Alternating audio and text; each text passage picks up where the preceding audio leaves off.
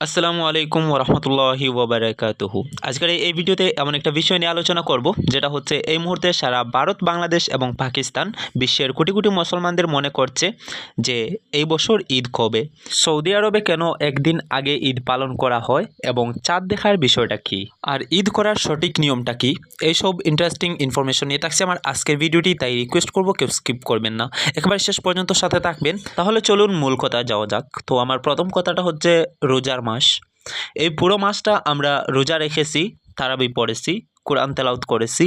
এটা অন্যরকম একটা শান্তির মাস। আর এই মাস শেষ হওয়ার সাথে সাথে আসে ঈদ, যা আমাদের মুসলমানদের সবচেয়ে বড় আনন্দের দিন। কিন্তু প্রতি বছরই একটা ব্যাপার হয়, সৌদি আরবে ঈদ হয় একদিনে আর ভারত বাংলাদেশে হয় আরেক দিনে। মানুষ প্রশ্ন করে, এটা কেন, এটা কি ঠিক এবং এটা কি শরীয়তের বিরুদ্ধে? এই প্রশ্নের উত্তর দেওয়ার আগে একটু চিন্তা করুন।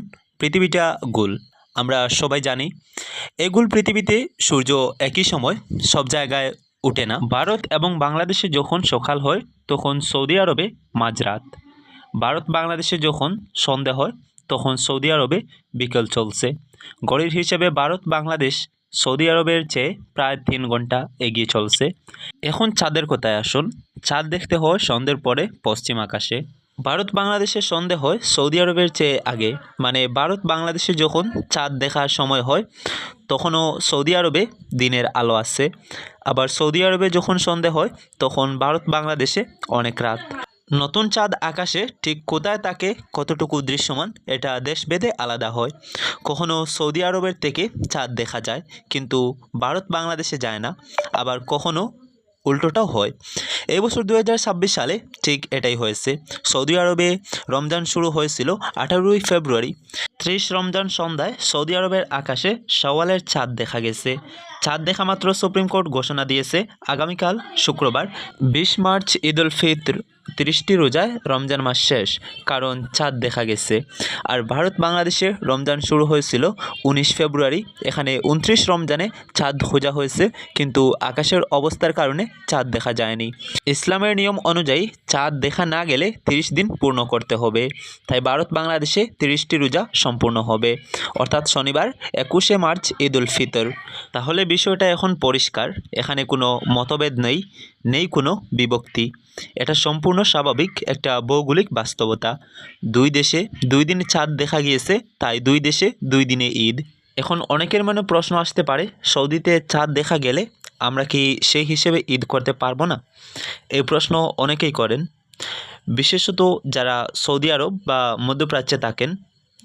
ইসলামের ফাকিহিরা এই বিষয়ে বলেছেন, আপনি যেই দেশে আছেন সেই দেশের ইসলামী কর্তৃপক্ষের সিদ্ধান্ত মেনে চলাটাই আপনার দায়িত্ব। ভারত বাংলাদেশে থেকে সৌদির চাঁদ দেখে ঈদ করার কোনো সুযোগ নেই, কারণ চাঁদ দেখার বিষয়টা শুধু আপনার একার সিদ্ধান্তের বিষয় না, এটা পুরো মুসলিম সমাজের সম্মিলিত একটা সিদ্ধান্ত। রাসূল সাল্লাল্লাহু আলাইহি ওয়াসাল্লাম বলেছিলেন এই বিষয়কে খুব স্পষ্টভাবে, বলেছেন যে চাঁদ দেখে রোজা রাখো এবং চাঁদ দেখে রোজা ছাড়ো। যদি আকাশ মেঘাচ্ছন্ন থাকে বা চাঁদ দেখা না যায় তাহলে 30 দিন পূর্ণ করতে হবে। এটাই কোরআন ও হাদিসের শিক্ষা। পবিত্র কোরআনে আল্লাহ বলেছেন, নতুন চাঁদগুলো মানুষের জন্য এবং হজের জন্য সময় নির্ধারণের মাধ্যম। চাঁদ হলো ইসলামের গড়ি, এই গড়িকে ইসলাম সম্মান করে। এখন একটা মজার বিষয় বলি, এবছর সৌদি আরবে ঈদ হচ্ছে শুক্রবার। শুক্রবার মানে জুমার দিন, অর্থাৎ একদিনে ঈদ এবং জুমা দুটো একসাথে। এটা অনেক বিরল একটা ঘটনা এবং এটা অত্যন্ত বরকতময়।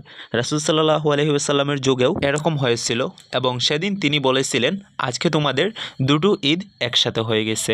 হানাফি মজহব অনুযায়ী যারা সৌদি আরবে আছেন তাদের ঈদের নামাজ আলাদা পড়তে হবে, জুমার নামাজ আলাদা পড়তে হবে। একটা আরেকটার বিকল্প নয়। কিন্তু ভারত, বাংলাদেশ ও পাকিস্তানের মানুষের জন্য এই বিষয়টা প্রযোজ্য নয়, কারণ তাদের ঈদ শনিবার শুক্রবার নয়।